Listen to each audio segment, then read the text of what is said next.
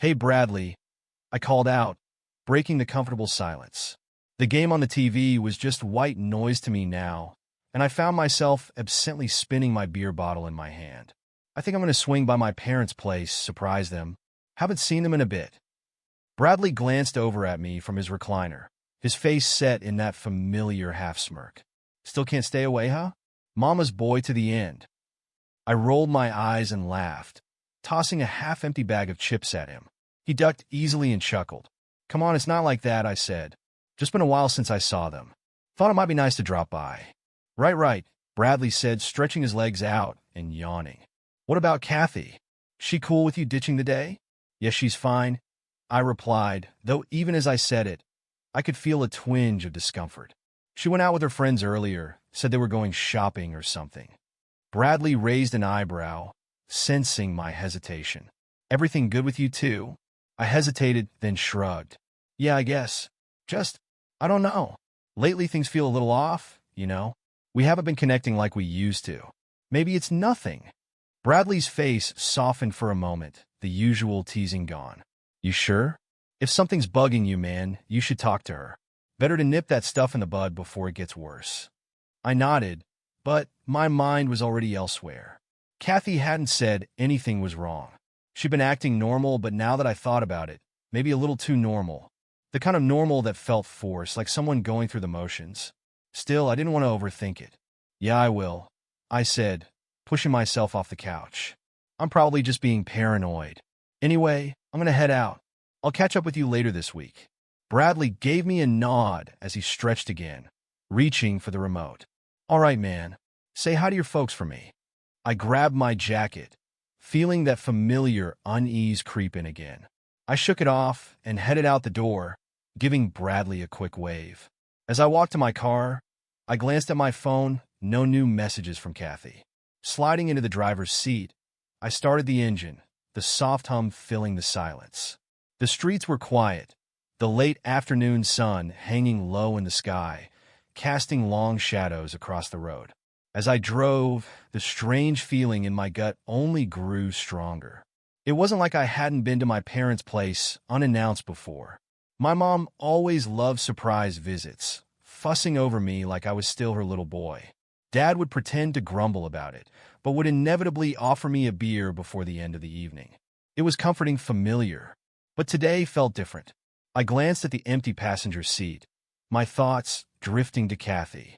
We'd been married for 12 years, and while things had never been perfect, they'd been good. Lately, though, she seemed distant, more absorbed in her own world. She didn't smile as much, didn't laugh at my jokes like she used to. And that shopping trip today, it just felt odd. Maybe it was the fact that she hadn't mentioned it until this morning, or maybe it was the way she rushed out the door. I shook my head, trying to push the thoughts away. "You're just being stupid," I muttered to myself. "She's out with her friends, doing normal stuff.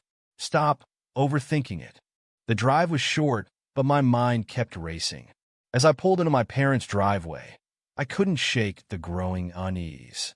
The familiar garden greeting me like an old friend. The smell of gardenias, my mother's pride and joy, filled the air. It was a comfort, a reminder of home, but today something felt wrong. The front door was ajar. That wasn't normal. My dad was obsessive about locking the house, even if he was just in the backyard. I frowned but brushed off the unease. Maybe they had guests. Still, the quiet made me hesitate for a moment before stepping out of the car. I walked up the driveway, pushing the door open a little wider as I stepped inside.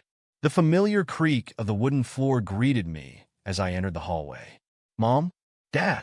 I called out, my voice bouncing off the walls. No answer. It was odd, but again, I figured maybe they were just outside or busy. As I took a step further in, I heard voices, low and murmuring, coming from the kitchen. My ears perked up. I recognized the voices immediately. It was my mother and Kathy. I stopped dead in my tracks, confusion washing over me. Why was my wife here? I hadn't even told her I was planning to come by. I crept closer to the doorway, leaning slightly around the corner to catch their conversation. "Mom, your lover's Johnson is so amazing." Kathy's voice came through clearly, a casual tone as if she were discussing the weather. My heart stopped. I blinked, trying to process what I had just heard. Did she just say lover? My head spun, but before I could react, Kathy's voice continued. It's so huge, and I can handle it very well. Of course, better than your loser son. Thanks for sharing him with me. Next time, he wants you to join with us. We can have so much fun. My blood ran cold. Every word hit me like a slap to the face. I stood frozen just outside the kitchen, my mind racing to make sense of what I was hearing. This couldn't be real. It was some sick joke, some horrible misunderstanding. But then my mother spoke. That's a great idea, sweetie. How about tomorrow? She said, her voice light, almost laughing. I could feel my heart pounding in my chest, so loud I thought they might hear it. I wanted to barge in, to demand an explanation, but my legs wouldn't move. My body was in shock, stuck between fight and flight. Then, Kathy spoke again. Of course I'll be there.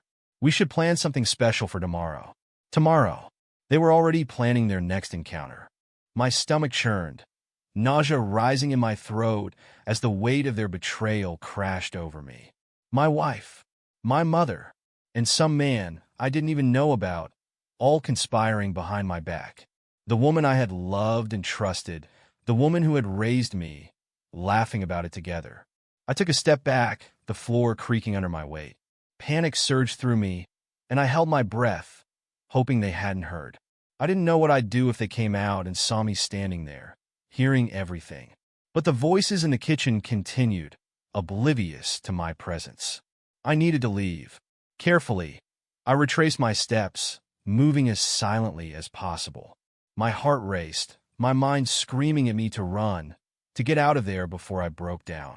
I reached the front door, stepping outside into the cool air, but I couldn't breathe. My chest felt tight, my hands trembling as I gripped the door frame for support. This couldn't be happening. Not like this. I stood there for a moment, staring at the open road in front of me, trying to calm the storm in my mind. I wanted to scream, to smash something, but I couldn't make a sound. I felt hollow, as if something had been ripped out of me. I made my way back to my car, every step feeling heavier than the last. My hands were shaking as I fumbled with the door handle. Somehow, I got inside, slamming the door behind me.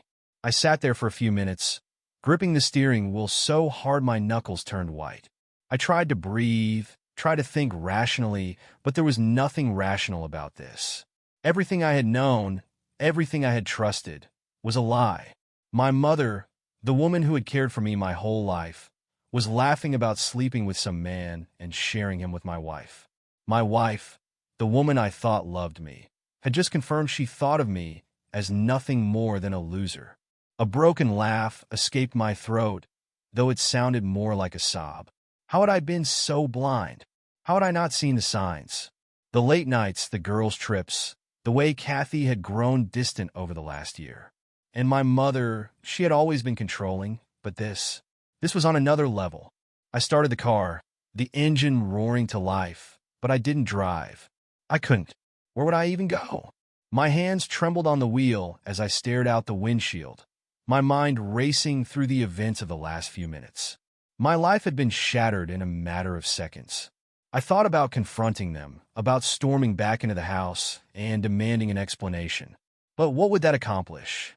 They had already made their feelings clear. I was nothing to them.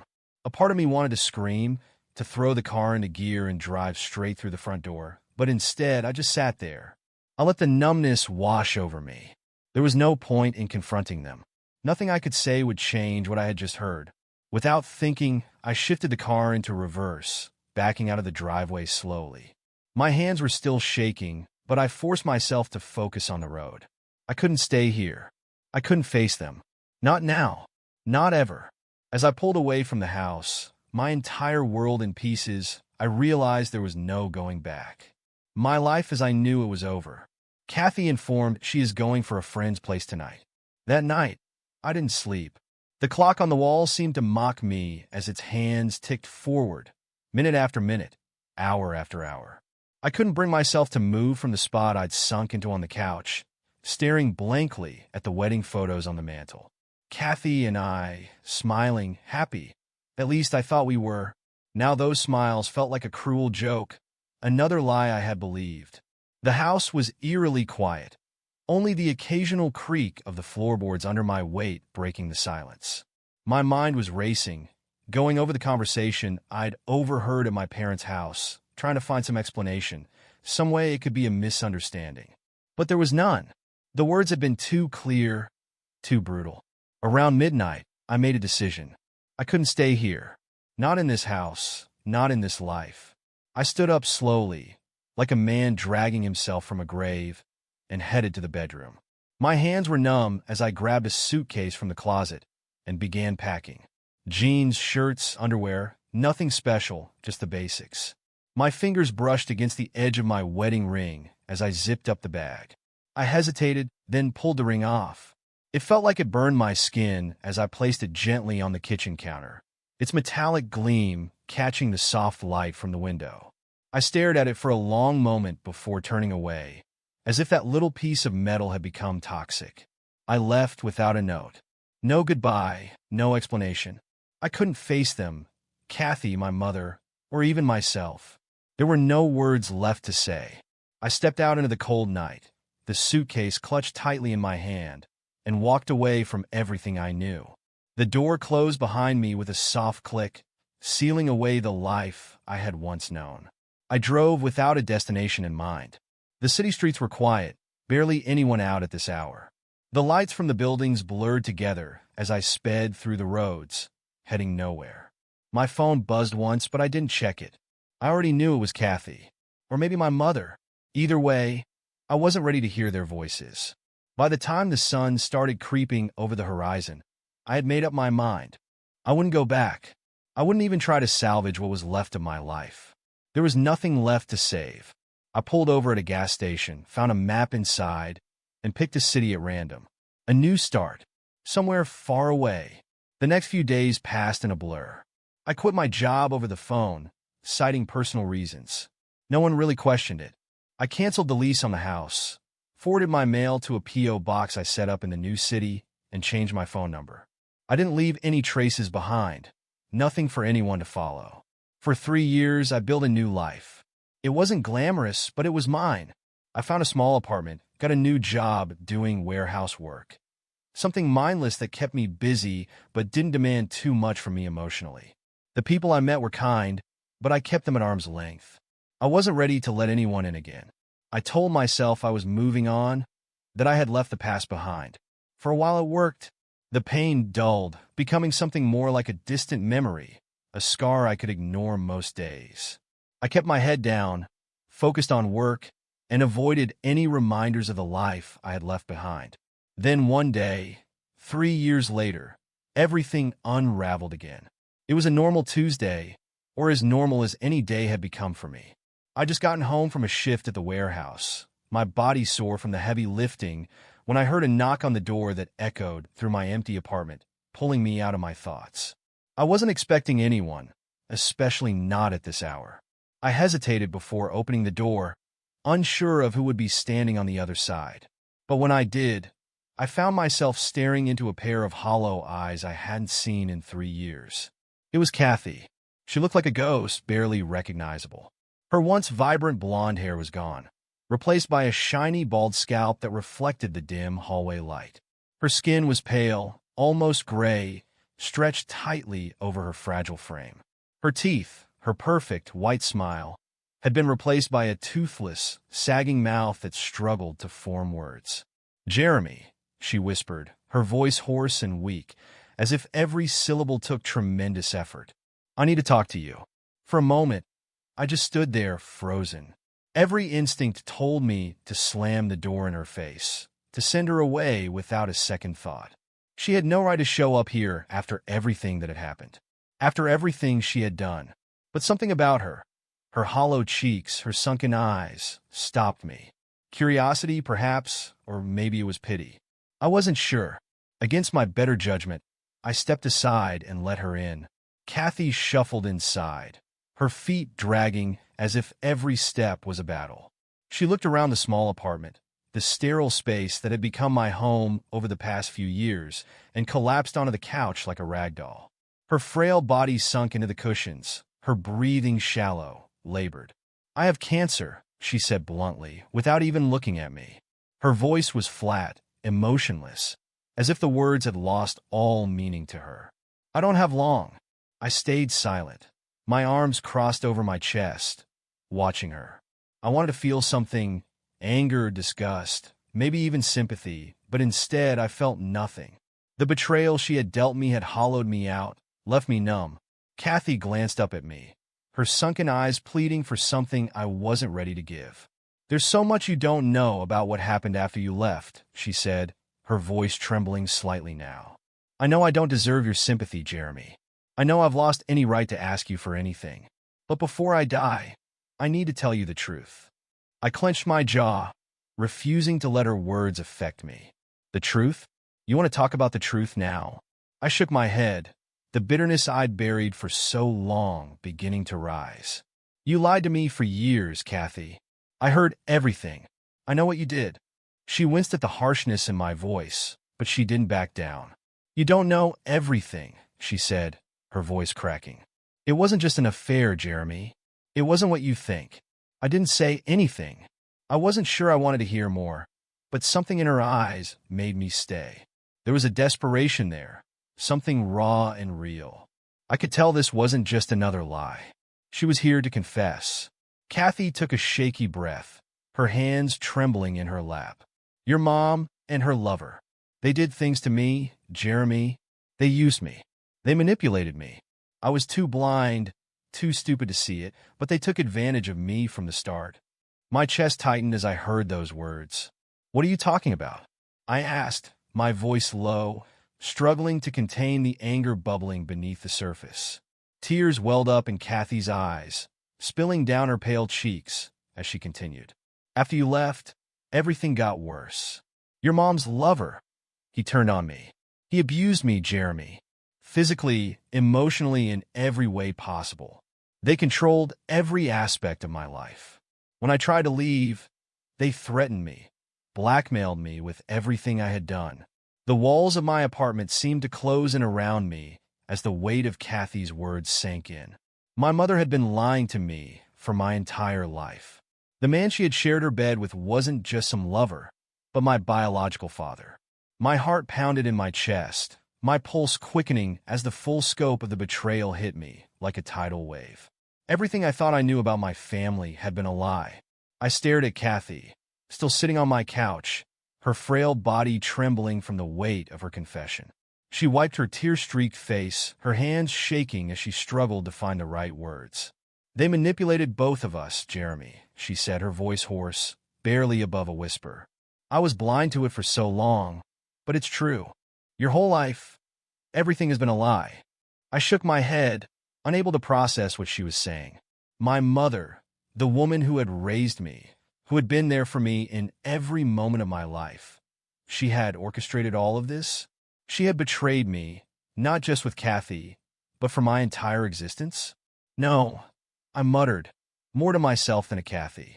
"This can't be real. You're lying." Kathy flinched, her eyes wide and pleading. "I wish I was. I wish it was some sick joke, but it's not. Your mom, she knew the whole time.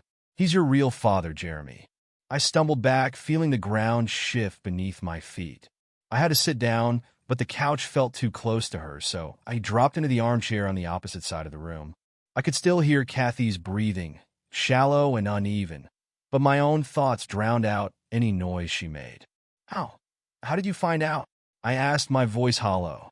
Kathy closed her eyes for a moment, steadying herself before she spoke. "After you left, things got worse. Your mom's lover, he became more controlling, more violent. He didn't care about keeping up appearances anymore. He would talk openly, brag about the things he had done. One night, he was drunk, and he let it slip about being your father." My heart raced, and a sick feeling twisted in my stomach. And my mom? She knew? She knew and let him. She let him do all of this. Kathy nodded, tears streaming down her face again. "She didn't just let it happen, Jeremy. She was part of it. She encouraged it. They both enjoyed having that control over us, over everyone. I didn't realize how deep it went until it was too late." The bile rose in my throat as she spoke, the horrifying reality of it all making me feel physically ill. I stood up abruptly, pacing the room, trying to wrap my head around everything she was saying. Every step felt heavy, like I was walking through quicksand. I can't believe this, I muttered under my breath. This is insane. Kathy watched me silently, her eyes filled with regret. I know it's hard to believe, Jeremy. I know it's too much, but I had to tell you. I couldn't go on without you knowing the truth. I stopped pacing and turned to face her, my fists clenched at my sides. Why now, Kathy? Why are you telling me this now, after all these years, after everything that happened? She looked down at her hands, her fingers absent-mindedly tracing the scars on her arms. Because I'm dying, she said quietly. I don't have long left, and I didn't want to leave this world without telling you what really happened. You deserve to know the truth. I swallowed hard, the weight of her words sinking in. I didn't know how to respond. Part of me wanted to lash out, to scream at her for keeping this from me for so long. But another part of me felt something I hadn't expected: pity. Kathy was dying, and this was her way of trying to make amends. I don't know what you expect me to do with this information, I said, my voice thick with emotion. You dropped this bomb on me, and then what? What am I supposed to do? I don't expect anything, she replied, her voice soft but steady. I know I don't deserve your forgiveness. I know I've hurt you in ways I can never take back. But I wanted you to understand that I wasn't just some willing participant in all of this. I was a victim too. We both were. I clenched my fists, trying to keep my emotions in check. You had a choice, Kathy. You could have stopped. You could have come to me, told me the truth back then. Instead, you stayed with him. You kept this going. Her face crumpled, and she let out a sob, her body shaking with the force of it. I was scared, Jeremy. I was terrified. They had so much control over me, over everything. I didn't know how to escape. And by the time I realized how far it had gone, it was too late. I let her words hang in the air, my mind reeling. This twisted revelation, this nightmare, had been unfolding long before I ever knew about it. And now, I was left to pick up the pieces of a life that had never been real in the first place. I don't know if I can ever forgive you, I said quietly, my voice barely above a whisper. Or my mother, or anyone involved in this sick game. But I'm not going to let them break me. I won't let them win. Kathy nodded, tears still streaming down her face. I understand. I never expected forgiveness, Jeremy. I just needed you to know. The silence between us stretched on, heavy and suffocating. I stared at the floor, my mind racing with everything I had just learned. My mother, my real father, Kathy, my entire world had been turned upside down, and I had no idea how to move forward. But one thing was clear: I couldn't go back. Not to my mother, not to the life I had once known. That part of my life was dead, buried along with the lies that had sustained it. Now it was time to figure out how to live without them. I stared at Kathy, her frail, ghostly figure slumped on the couch, her chest heaving with labored breaths. In the past, I would have felt pity, maybe even sorrow for what she had become, for what she claimed to have suffered.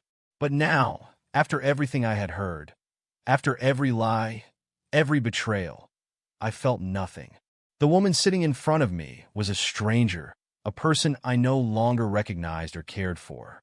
As she sat there, sniffling and wiping away tears that no longer moved me, I realized something. I had the upper hand. For the first time since this nightmare had begun, I was in control. Kathy, my mother, the man who called himself my father, they had stripped me of everything. My life, my dignity, my peace. But now, they were weak, broken, and exposed. And I was free. You know, Kathy, I said, rising slowly from my chair. I listened to your story. I heard every word. But do you know what I'm thinking right now? She looked up at me with wide, desperate eyes, her breath catching in her throat. What? She whispered, her voice trembling. I'm thinking about how none of this changes anything. Not for you.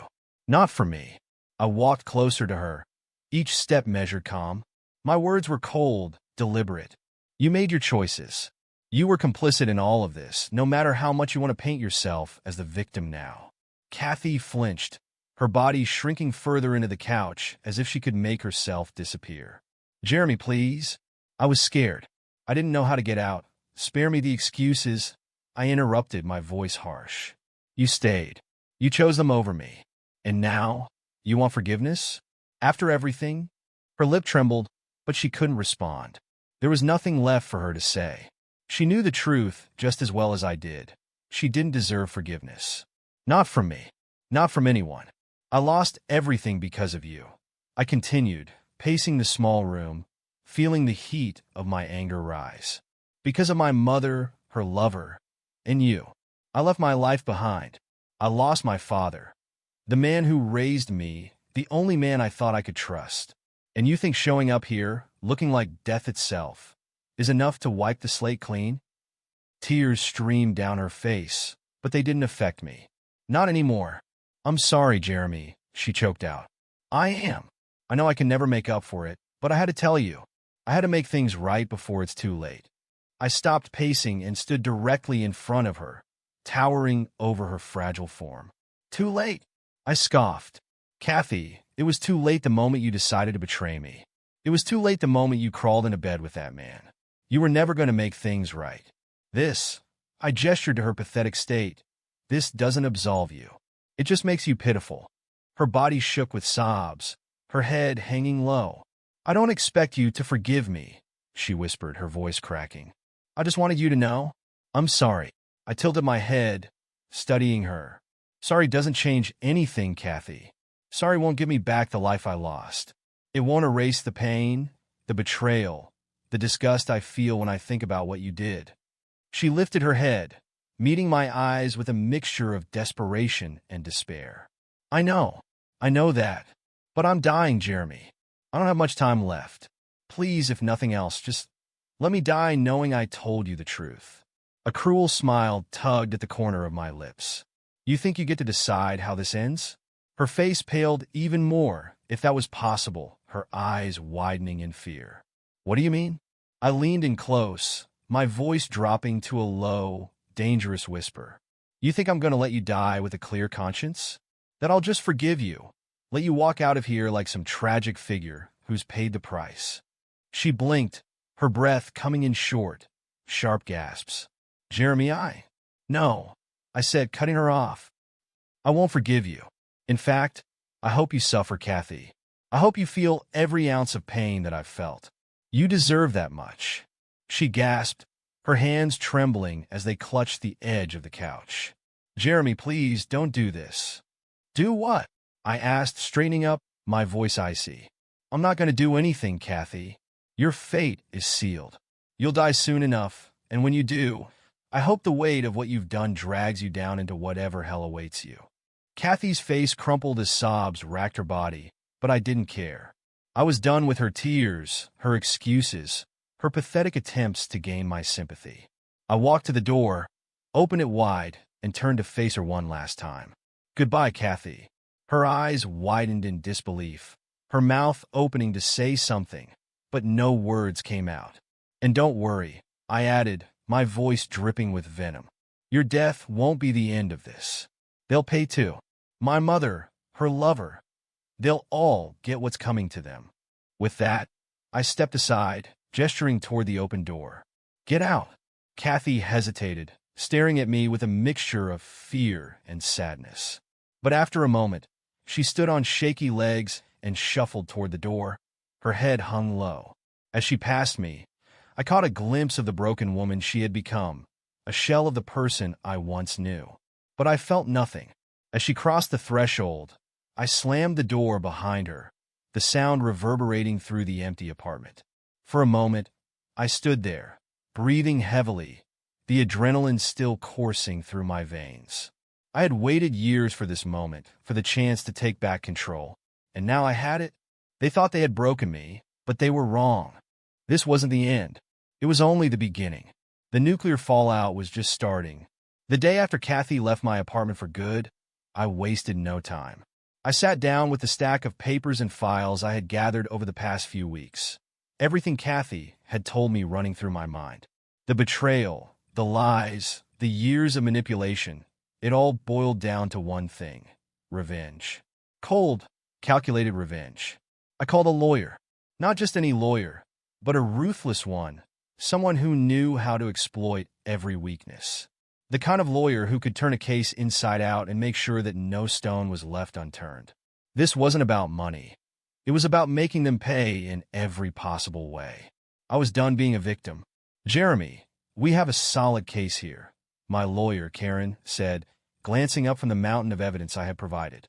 "If everything checks out, we can bring criminal charges, civil suits, everything. They'll lose everything." "Good," I replied, leaning back in my chair, my face expressionless. "I want them ruined. Both of them." Karen nodded. "You're ready for the storm this'll bring? This is going to get ugly, Jeremy." Publicly.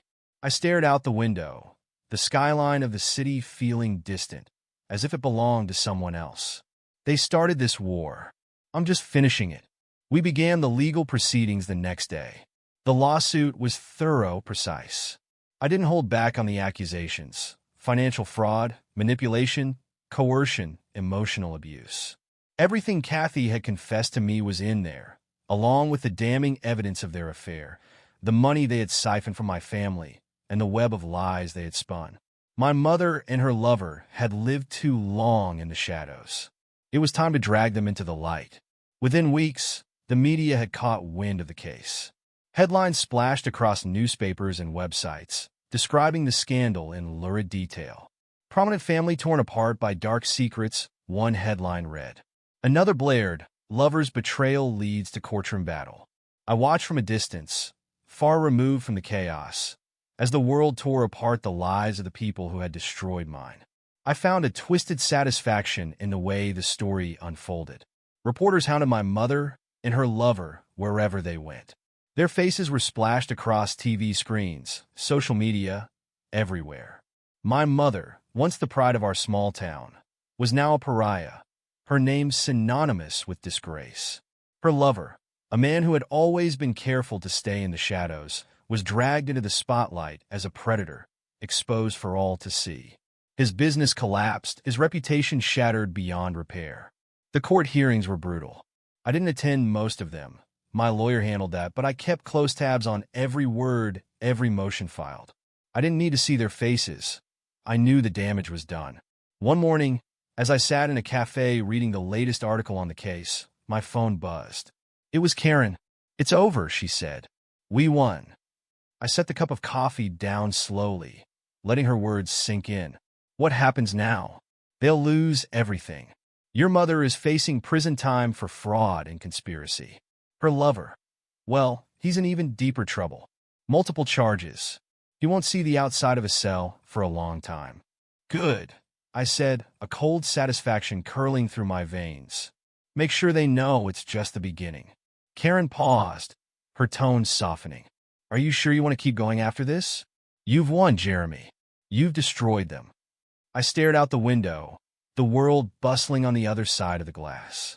People walking, living their lives, oblivious to the storm that had just passed in mine. I'm sure there's no forgiveness for what they did. That night, I sat in my apartment, the victory fresh in my mind. It wasn't a celebration. It was more like a release. The weight of years of deception had been lifted, but not entirely. There was still work to be done. A few weeks later, I got a call from the prison where my mother had been taken. She wanted to see me. "Tell her no," I said flatly, hanging up without another thought. I had no desire to see her rotting away in a cell, pleading for my forgiveness. Forgiveness wasn't in my vocabulary anymore.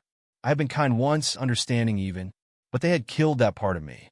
As for her lover, the man who had sown so much destruction, I didn't need to do anything further. His life was over. His reputation was gone. His freedom stripped away.